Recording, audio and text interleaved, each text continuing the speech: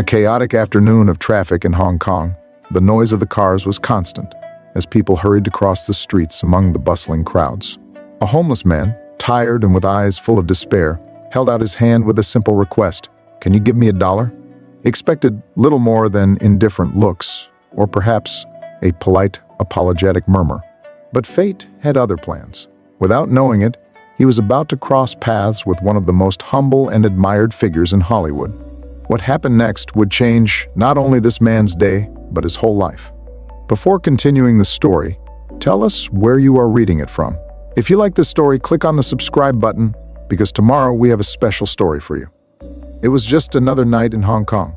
The city seemed as lively and frenetic as ever. The main square was packed. Families strolled together.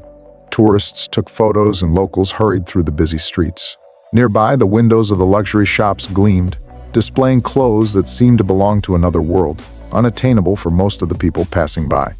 Tom sat down quietly near a modest pizzeria. The contrast between the city's glitter and his reality was striking. He held up a piece of cardboard with big but faltering letters that said, "Can you spare $1? Any help is welcome." Next to him, a glass containing a few coins seemed to challenge the bright lights of the square. Tom, looking tired and distant, adjusted the sign from time to time, trying to keep it visible to passers-by. His shoulders were hunched, as if the weight of life had become unbearable. His eyes scanned the people, looking for some sign of empathy, but almost everyone ignored him, looked away or passed by quickly.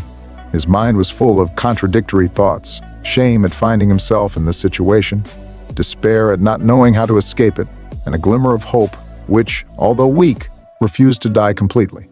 As the smell of fresh pizza wafted through the air, his stomach growled, a painful reminder that he hadn't eaten all day. Small gestures of frustration escaped him. He looked at the glass, shaking it slightly to hear the sound of the coins, as if that might attract more generosity. He adjusted his already crooked glasses and ran his hand through his messy hair. Every movement seemed laden with resignation. Among the crowd crossing the square, a mysterious man watched Tom from afar. He moved calmly and stopped a few meters from the man with the sign. His eyes studied Tom, assessing the situation before deciding what to do. After hesitating for a moment, he approached slowly. Tom adjusted the sign for the 5th time in that hour. He wasn't even sure if he was doing it to get attention or simply to distract himself and stop thinking about how everything had gone wrong. People passed by quickly. Some avoided eye contact. Others pretended he wasn't there. "How are you?" Tom heard the voice before he realized who had spoken. Slowly, he looked up and found a man standing in front of him. The man had a calm expression, as if time did not matter to him. He was unlike anyone Tom was used to seeing around there. Tom frowned suspiciously and replied automatically, "I've seen better days." The man cocked his head slightly, looking at the sign next to Tom. "Can you spare $1? Any help is welcome," he read aloud, as if he were testing the words. Tom felt his face flush. The embarrassment he had repressed all day was about to burst out. He adjusted his crooked glasses and shrugged his shoulders. Yes, just enough to eat a slice of pizza would be fine. The man said nothing for a few seconds. He kept looking at Tom. Then, with a slight smile, he turned and entered the pizzeria behind them. Tom looked at him, confused. Was he going to come back? Or had he gone in because he felt uncomfortable? He'd seen it before. People who seemed curious but quickly left. But the man came back. He was carrying a pizza box and a drink. Without hesitation, he sat down next to Tom and put the food between them. "Here, go on, eat." Tom blinked, not knowing what to say. "Really?" The man shrugged. "It's just a pizza. It won't bite you." "Go on." Tom picked up the box slowly, as if afraid it would disappear. As he opened it, he felt the unmistakable smell of melted cheese and fresh tomato sauce. He couldn't remember the last time he had eaten anything like it. "Thank you, really, thank you," he said, devouring the first piece almost without chewing. "You're welcome." The man leaned against the wall, watching Tom eat. After a while, Jackie asked casually, "So, what's your story?" Tom stopped chewing, the weight of the question settling heavily on him. He wiped his mouth with the back of his hand and looked at the box on his lap. "My story," he said, laughing short and humorless. "You don't want to hear it?" Jackie raised an eyebrow as if to say, I just asked, didn't I? I'm not judging, you know. And I've got time, said Jackie, folding her arms. Go on. Tom looked at him, trying to work out what was behind that question. Was there real curiosity in Jackie's gaze, or did she just want something interesting to tell her friends later? It's nothing special, Tom began. I had a normal life, you know, a job, a house, all that stuff. And now, well, look at me. He vaguely gestured around him, as if the scene spoke for itself. Jackie nodded slowly. But how did it happen? Tom sighed, feeling the weight of the question. It's complicated. It's almost always like that, said Jackie with a small smile. But now you're here. Something has brought you here, and I'm curious to know what it is. Tom remained silent, his eyes fixed on the pizza, as if it could somehow give him the answer. Look, Jackie continued, in a low, deliberate voice. I know it's difficult to talk about certain things, but sometimes it helps. I don't know, to let off steam. She folded her arms. I'm here, and I'm listening. Tom took a deep breath, still undecided. Well, maybe I'll tell you a little. Jackie smiled, as if she already knew Tom was going to give in. Tom cleared his throat, avoiding direct eye contact. Well, it wasn't supposed to be like this, you know? Nobody plans to end up here. Jackie nodded, encouraging him to continue. But before Tom could say anything else, he hesitated, swallowing his words as if he wasn't ready yet. Jackie leaned in a little, her eyes fixed on Tom. There's no rush, take your time, but I really want to hear it. Tom took a deep breath, his fingers gripping the edge of the pizza box. Finally, he murmured, All right, I'll tell you. Tom held the pizza box like a shield, avoiding looking directly at Jackie. But the words began to come out, hesitantly at first, then more fluently. I used to be an electrician, he began in a low voice. I worked at it for almost 15 years. I had my house, my car, and my wife Sarah. Tom paused, swallowing hard. His name seemed heavier than before. He looked towards the busy square, as if the memories were outside, among the lights and the movement. She was amazing, strong, you know? One of those people who always believed that things would work out, even if they didn't. We didn't have children, but she was my wife. We didn't have children, but she was my family. Jackie, who was at his side, remained silent, listening attentively. Tom took a deep breath before continuing. Everything was going well until the day she was diagnosed with cancer. It was in her stomach. We found out too late. He ran a hand over his face, trying to organize his thoughts. I sold everything I could to pay for the treatment. I worked overtime, even jobs that I knew weren't safe, anything to give it a chance. Jackie nodded slowly, with a serious expression. Tom shook his head, and a sad smile spread across his face. For a while, we thought so. We thought the battle was won. But the cancer came back, and this time it was faster. I lost her in less than 6 months, and that's when everything started to fall apart. I couldn't go back to work. Every time I picked up a tool, I thought of her and everything I'd lost. I started making mistakes at work and was soon fired. It was as if every word drained a little more of my energy. I lost my job, then my house. The car was the last thing I sold. And then, well, you know the rest. I ended up here. Jackie was silent for a moment, processing everything he had heard. Finally, he said, It's a lot to carry on your own. Tom let out a short, humorless laugh. Who else is going to carry it? There's no one else. The friends disappeared when things got tough. The family. Well, I've never been close to anyone.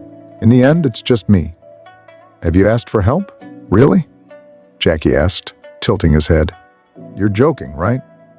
Look where I am. This is what asking for help has gotten me. Tom pointed to the cup of coins and the sign on the floor. Nobody cares, you know. Jackie remained calm. I'm here, aren't I? Tom looked at him suspiciously. And why are you here? Because I believe that everyone deserves a second chance, and sometimes a small gesture can change everything. Tom studied Jackie's face for a moment. He found it familiar, but Tom couldn't place it. Then, something clicked. Wait a minute, said Tom, blinking slowly. I know you. I've seen you before. Jackie just smiled, as if he had expected this reaction. Jackie Chan, exclaimed Tom, with a mixture of surprise and disbelief in his voice. He looked around, as if searching for someone to confirm that he had realized it. Jackie shrugged his shoulders without stopping smiling. It seems that I have been recognized. But What are you doing here? I mean, you're... Tom made a nervous gesture, as if words were not enough to express his surprise. I'm just a person, Tom, said Jackie in a calm voice, like any other. I believe we can change someone's life, even with just a small gesture. Tom continued to look at him in disbelief. That doesn't make sense. Jackie bowed his head, and his eyes met Tom's with unwavering sincerity. Because I can, and because I believe you can do something incredible with this opportunity. Jackie got up and held out his hand to Tom. Tom looked at the outstretched hand, not knowing what to do. Part of him wanted to take it, but the other part was still stuck in fear and doubt. I don't know if I can do it, he said, his voice full of hesitation. You can, Jackie replied firmly. You just have to believe. And if you still can't believe in yourself, start by believing in me. Tom stared at her for a moment, feeling the weight of her words. Finally, he raised his hand and shook Jackie's. Jackie smiled and helped him to his feet. Nothing, but you have a lot to gain. Before continuing, Jackie took Tom to a small hotel nearby. First, let's get you cleaned up, she said with a calm smile.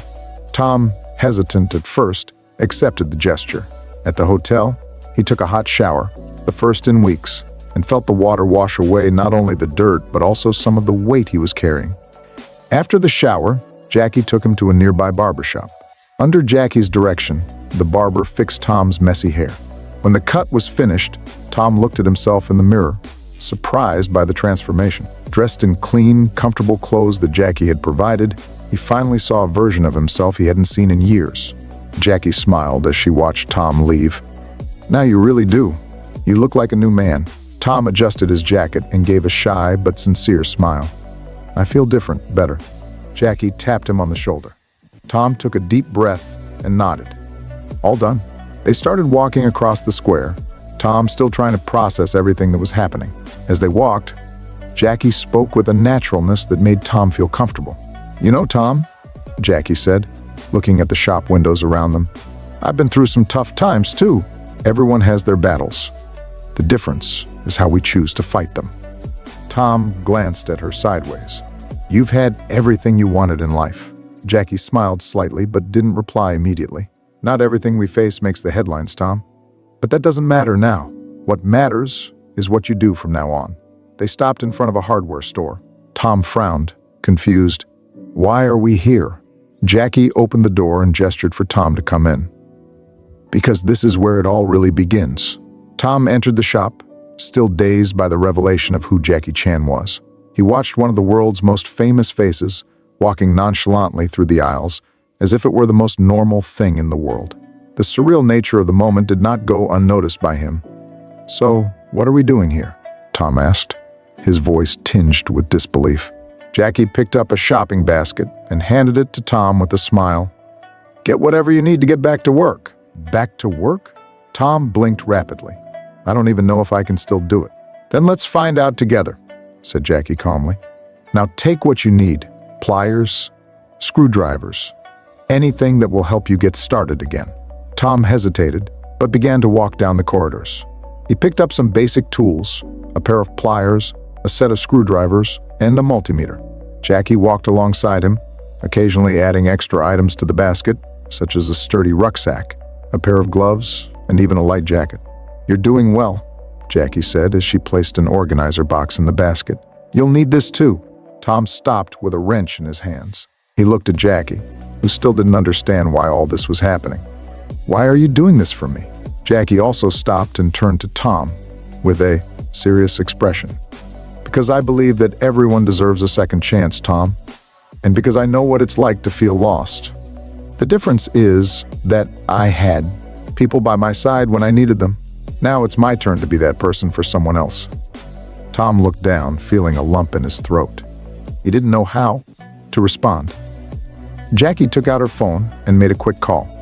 Jackie exchanged a few words with someone on the other end, then hung up and looked at Tom. Now we're going to an electrical maintenance company. I've already spoken to the manager. He's willing to give you a chance if you show that you know what you're doing. Tom's heart quickened. Are you serious? More than ever, Jackie replied. It's up to you now, Tom. If you really want to change your life, this is your chance. Tom took a deep breath feeling a mixture of fear and excitement. He looked at Jackie and nodded. "Good," said Jackie, giving him a light pat on the shoulder. "Let's show them what you're made of." They arrived at the company, a functional building with offices and equipment scattered everywhere. Jackie stopped at the entrance and turned to Tom. "Remember, only you can show what you can do. I'll just open the door. The rest is up to you." Tom took a deep breath and nodded, feeling a new strength inside him. Jackie smiled as she opened the door. "Come on. You can do it," Jackie said. Tom followed Jackie into the Prime Solutions building. They were greeted by the hum of power tools and the voices of busy workers. The space was practical and organized, with orderly workbenches and electrical panels hanging on the walls. Tom looked around, feeling small in an environment he once dominated with ease. Jackie greeted a man who approached them. He was middle-aged, wearing a gray uniform, and had a curious expression. "Mike, this is Tom," Jackie said matter-of-factly. "He's an electrician, although he hasn't worked in a long time. I think he needs an opportunity to show what he can do." Mike looked at Tom, assessing him with the experienced gaze of someone who has seen many workers come and go. He didn't seem entirely convinced, but he trusted Jackie's judgment. "Well, if you say so, let's see what he's got." Tom's heart quickened. He looked at Jackie, who gave him a thumbs up. "Come on, show him." Mike led Tom to a workstation with a faulty electrical panel. "Here's the deal," said Mike. "Fix it. Take your time, but do it right." Tom looked at the panel. It was quite simple, something he would have fixed in a matter of minutes years ago. But his hands trembled slightly as he picked up the tools. Memories of past mistakes and his struggles threatened to surface, but he pushed them aside and focused on the task at hand. He carefully replaced some cables, adjusted the circuits, and checked his work. When he finished, he took a step back and looked at Mike, who had come over to inspect the panel. Mike turned the panel on and off several times, testing the results. Finally, he looked at Tom and nodded. "Good job," he said. "No mistakes. Looks like you still know what you're doing." For the first time in a long time, Tom smiled and felt a wave of relief. "I'm a little rusty, but I think I can catch up quickly." Mike crossed his arms and continued to examine Tom. "This is what we'll do. I'll make you my assistant. It's a start, but if you keep proving your worth, we can think of something bigger." Jackie handed Tom a small card. It was simple, but the handwritten words caught Tom's attention. "Never give up on yourself. The world always needs someone with your courage." Tom held the card carefully, as if it were a talisman. He looked at Jackie, with tears in his eyes. "You've changed my life, man. I'll never forget it." Jackie smiled and put her hands in her pockets. "That's how the world gets better." Before Tom could reply, Jackie turned and walked away, blending into the crowd on the street. Tom stood there, with the card in his rucksack pocket, watching Jackie disappear around the corner. Tom glanced once more at the company building before turning around and walking in the opposite direction, with his backpack on his back and the card safely tucked away in his pocket. Tomorrow would be the first day of a new life, and he was ready for it. The sun had only just risen when Tom woke up in the refuge. He looked around, his hands touching the rucksack by the bed, as if to confirm that it had all been a dream. The card with Jackie's message was still in his jacket pocket, constant reminder of his new opportunity. Tom put on his jacket, adjusted the straps of his backpack, and left for work. Walking through the streets, he felt a different energy inside, as if something inside him had finally been rebuilt. When he arrived at Prime Solutions, Mike greeted him with a slight nod. "Ready to get started?" "Of course," Tom replied with more confidence than he expected to feel. Mike guided him through the basics of his new role, organizing tools, helping the experienced technicians, and, over time, taking on more complex tasks. It was a modest job, but for Tom, it was a new beginning. Throughout the day, Tom had moments of doubt. He made small mistakes, but each time he took a deep breath and remembered Jackie's words. Only you can prove what you are capable of doing. One of his tasks was to dismantle a fuse box that was more complicated than he expected. His fingers faltered for a moment, but his years of experience gave him back his confidence, and he completed the task without problems. When he finished, one of his colleagues patted him on the back. "Good job, mate. It doesn't look like you've been out of it for long." Tom smiled. "I'm glad to be back." Over the following days, Tom gradually adapted to the rhythm of the company. He started to arrive early, eager to learn and prove himself. Mike noticed his dedication, and his colleagues gradually accepted him as part of the team. One afternoon during a break, Tom was sitting with a group of technicians when one of them asked him, "Hey, I heard Jackie Chan was the one who brought you here. Is that true?" Tom laughed and shook his head. "Yes, it's true." The technician's eyes widened. "It's a long story," Tom replied with a smile. "But to cut a long story short, he believed in me when I didn't believe in myself." That night, back at the shelter, Tom took the card out of his pocket and placed it on the small table next to him. He looked at Jackie's words and felt a renewed determination. Never give up on yourself. He knew he had a long road ahead of him, but with Jackie's unexpected help, he was ready to face whatever challenges came his way. On the bedside table, the words continued to resonate in his mind. Never give up on yourself. The world always needs someone with your courage. Feeling inspired, Tom decided to return the kindness. The next morning, before going to work, he used some of his first week's earnings to buy 2 coffees and 2 sandwiches. He gave one to the man sitting on the sidewalk with a sign that said, "Hungry? Any help is welcome." The man looked at Tom, surprised. "Thanks, mate. I wasn't expecting it." Tom smiled, feeling a warmth in his chest. "I know how it is. Just give it back to me when you can, okay?" The man nodded, his voice charged with emotion. "Of course I will." The next morning, Tom set off for work with his backpack and a renewed sense of purpose. He still had a long way to go, but for the first time in years, he felt in control of his life. The camera focuses on the card resting on the table at the shelter, its handwritten message clear and inspiring. Never give up on yourself. The world always needs someone with your courage. Meanwhile, in another part of the city, Jackie Chan was walking through the crowd. His calm face radiated serenity as he disappeared around a corner, leaving behind another transformed life. That was Tom's inspiring journey and the powerful impact that Jackie Chan's kindness had on his life. But now I want to know, what did you think of this story? Do you think small gestures can really change the world? Leave your opinion in the comments. And if this story has moved you, don't keep it to yourself. Share it with someone you think needs to hear this message. Oh, and don't forget to subscribe to the channel to learn about more stories that show the power of empathy and human resilience. Want to be inspired even more? Click on one of the videos that appear on the screen to see another moving story. See you in the next video.